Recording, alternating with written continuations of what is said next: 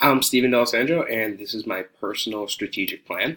So, just to go a little bit off what my mission is, at the end of the day, my mission is just to help teach others how to grow and develop on a professional and more personal level.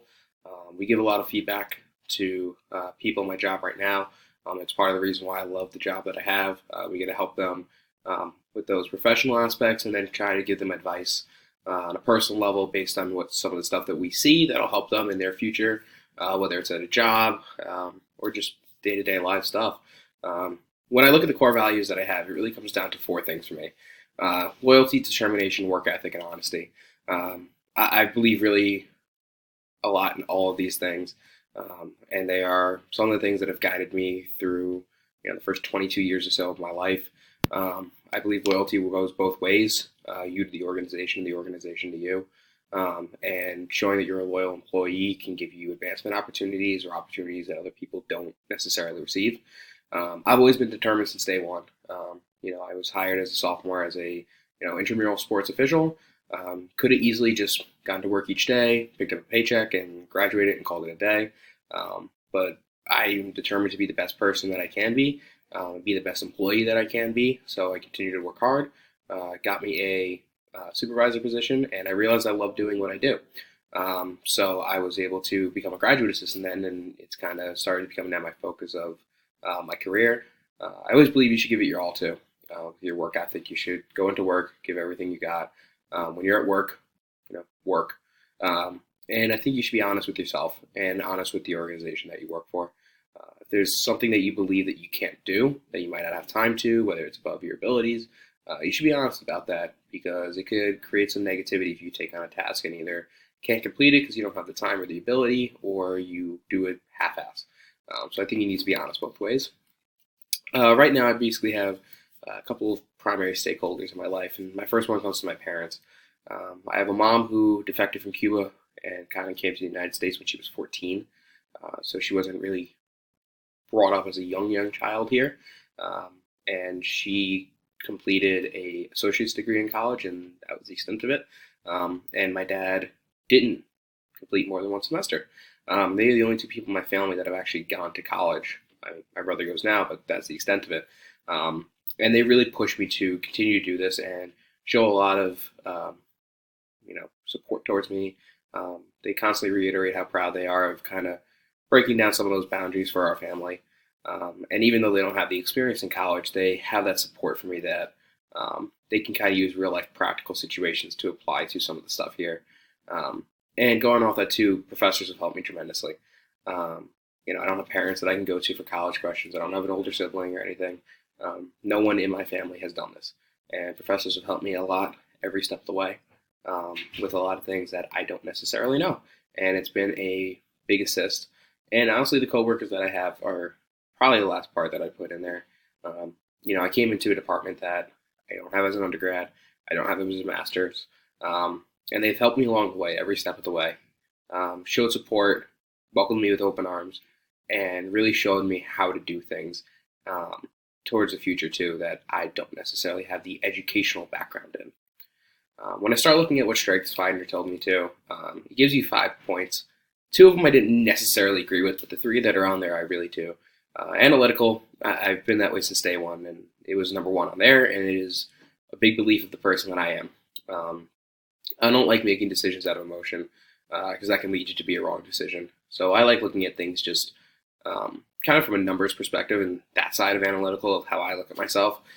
The way StrengthsFinder looks at it as kind of almost like a questioning approach to things, asking why you're doing that. Could we be doing something else? Show me why your way works. And it can be a little confrontational, but it also kind of forces people to explain why they do something, possibly getting out some bad ideas and replacing them with better ones. When it comes to restorative, I've been doing that for a long time. I grew up in a family that we kind of all bicker a lot. And if it's something like my mom, my dad, my brother, and one of my parents, I always try to get in the middle of it, try to problem solve, and it ties in a little bit to harmonious. Hear out both sides, try to get a solution out of it. I did it as I was a supervisor with participants and officials, solve your problem, hear both sides of the argument, try to be fair, be unbiased, Don't lean towards one side because you might like one person more. Honestly, I think analytical, restorative, and harmonious, for me at least, tie in really well, the three of them together. I think they work well together. They kind of complement each other. Um, and I definitely agree with every single one of them. I went into a little bit too of the SWOT analysis of what I think of myself. And I think some of the strengths I have is that experience, even without that campus recreation degree as an undergrad or as a major, or as a graduate student. I've been now in the program for 4 years. I've seen almost every facet of it, whether it was officiating. I score kept at one point when I got injured. I supervised. I was a head supervisor. Now I'm a graduate assistant. I've seen pretty much every single aspect of the program. I think I communicate well. Something I had to learn really quick. I've done a lot of customer service jobs, and at the end of the day, that's what this is. It's a customer service job. And you really need to be able to communicate well. Otherwise, you're going to kind of create more problems than you're going to be able to resolve. And I think now in 5th year of college, I've learned how to manage my time, and I've learned how to be organized as well. I really don't think you can get your work done effectively or efficiently if you don't manage your time well, kind of plan out, how much time stuff is going to take, how long you have, and it also, I think, comes into giving yourself breaks too, kind of keep yourself fresh and not stressed out. And I've always been an organized person. Everything has a place, everything has a spot, even my room, my desks, my drawers, everything. And I do it with all my work too, where everything's got a spot, lay out everything. As a kid, actually, people used to make fun of me, thinking that I was OCD about things, but I'm just a very organized person. And I mentioned it earlier, just being dedicated, wanting to be the best person I can, be the best employee I can. I think I do have weaknesses. There's a lot of intramural sport jobs that get associated with sport clubs, and I don't have sport club experience. I was never on one. I don't work with one here, as I'm just working with intramurals, so that can come back to bite me a little bit. I think I can be a little too joking and easygoing. I think I get along with a lot of people, and when it comes to possible situations where you need to discipline, they might not be able to kind of take that serious as the relationships I've built. So really being able to separate that professional and personal relationships. I tend to take on a lot of tasks. I kind of need to learn how to say, no, I can't do that. But kind of going back to that honesty thing, I kind of get distracted, start trying to do a couple of things, and don't make my way back to task number one. And I mentioned it earlier, I don't have campus recreation as an undergrad. I don't have it as a graduate student, so that could be a struggle too. But there's a lot of opportunities. I've networked a lot between a couple of graduate assistants that have worked at my job in the sport club and intramural position. I know a couple with the open recreation position, and I've been able to keep a good network where I know a lot of people in a lot of different spots. Obviously there's a lot of colleges in the United States too, so there's a lot of job locations that I can be able to get, and the field's moving. Intramurals is slowing down a little bit, so with sport clubs.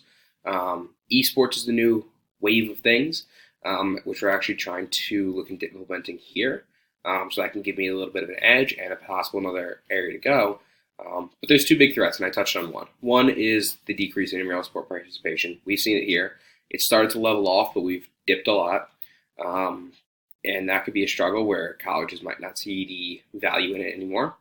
And I work in intramurals. I've never worked anywhere else really here, so I don't have that flexibility to be able to go to a different department if that opportunity presents itself, because I don't have that experience. When I look at a plan, there's a specific and a broad plan for me. The broad one is kind of working my way through recreational sport departments. The 3-year one for that is a coordinator for an intramural sport program. Usually you step underneath an assistant director, but you're just in charge of intramural sports, so you don't worry about sport clubs too. And I think to be able to do that, really work on that knowledge of intramural sports. I have a lot, but it's ever changing. Compare the rules, make sure I know what's going on. NERSA has really good resources to be able to use. Make sure that I'm keeping up to date with those networking opportunities. NERSA has a conference as well every fall and every spring. Make sure I'm going to those, meeting some people, creating some contacts there. LinkedIn and Cortland's Alumni Network are good places too to get some more networking opportunities. And I need to make sure I have those, right? Make sure my resume is up to date. I'm in contact with my contacts, and I want to be able to interview a lot so I can kind of own those skills. And then I have a couple of personal goals. Make sure I have my master's degree, my graduate assistantship, start working on that student loan debt, start paying that down, and start saving some money to be able to finance a house, stuff like that. Um, and I realized the way that I worded that second goal in there is a little odd. And I guess the reality of that is kind of just that living situation of where I want to be in that living situation in 3 years. Um, like I said, start cutting down on that debt a little bit, start paying it off, pay off a lot of those car payments. I think being able to live at home is good. You can make some decent money off of that while not really having to worry about stuff like rent at that point. So I think that could be a big assist towards the future. Um, Try to keep payments low, and that's something my parents would stress. I've been working on for a couple of years to get that credit score high.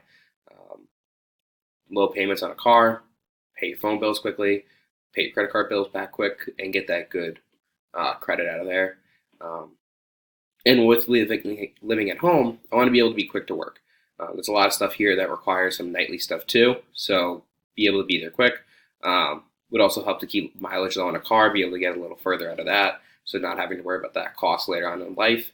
And be able to do some staff bonding events as well. And I want to be able to have some room for pay raise. So the work ethic I talked about, going above and beyond, making sure those tasks are completed, go through those to be able to show that I can start increasing that pay and even move up in the college that I'm currently working at that point. When I look to year five is a little bit of a bridge between where I want to be and that 3-year plan. So it's get that assistant director position, but not maybe at a great school for recreational sports. Kind of get that average one where I can start building some of that a little bit. Would still need to work on that knowledge. A lot of the same things as a 3-year. Nurse a conference. Nurses are big be able to do with that.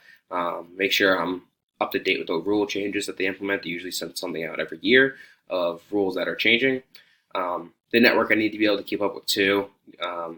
I feel like a lot of the contacts I have are in recreational sports, so maybe start to branch out a little bit outside of that department. Build my LinkedIn profile too, so kind of expand the connections I have on there. And at this point, it's 5 years from now, and I have a lot of former student employees who I can start reaching out to, see where they are, and kind of build up contacts post work that way. Job opportunities kind of stay the same a little bit as a 3-year, but the big piece there is starting to utilize the director of the department then for connections. Maybe start going to meetings with them, start to get to know the people outside of the department, help with that goal as well, and be able to help for the future. And then personally too, continue to save money. At this point, I want to be able to kind of move out of my own house, so I'm nearby this college. Hopefully it's not by the area where I live at that point. Kind of start to branch out. Healthy lifestyle is big, and then business look to kind of dressing for the jobs that you want. And at the end too, 10 years at the end is an assistant director for a top 100 program. Be able to kind of have everything that I'm working towards pay off and be a good program. And to be able to do that, you need to implement new and innovative leagues, try to start increasing registration every single year. You don't want to hit a decline. And the big one too is become a benchmark program where other colleges are starting to reach out to you and ask how you do things, how you keep your registration numbers up. I think that's a really important aspect of it too. At that point, your networking opportunities are a little bit different because you've kind of hit where you want to be, but you still need to stay in touch with the previous organizations you've worked for while fostering new relationships with where you are. Continue to use Nurses Network that they've created and continue to maintain those relationships with previous students. Financially, I want to be able to have half my student debts paid off, which I think is a realistic goal due to the fact that I want to be able to stay at home for a little while after I finish this to start building up some money. I don't want to have to worry about car payments at that point. I want to be able to have my own house at that point where I'm starting to finance a house. And I really want to be able to start building those savings up that hopefully, like the student debt, I'll be able to do while living at home. And then personal goals, part of my backup plan is to be a baseball statistician. And to be able to do that, I need to get a graduate certificate for data science because there's programs in there that you need to be able to learn. So within 10 years, I'd love to be able to have that certificate done. And then when it comes to the living situation, have my own house where I'm starting to finance and pay off mortgages for. I've always wanted to have 2 cars, a summer car and a winter car, with the summer car being a Mustang. So I want to be able to have one of those cars paid off at this point, and I'm having low monthly payments on the second. Like I said too, student debt, at least 50% paid off. Have money saved, finance a house, have a car paid off, and then just remain in shape, diet, and exercise. And that's the goal for 10 years from now.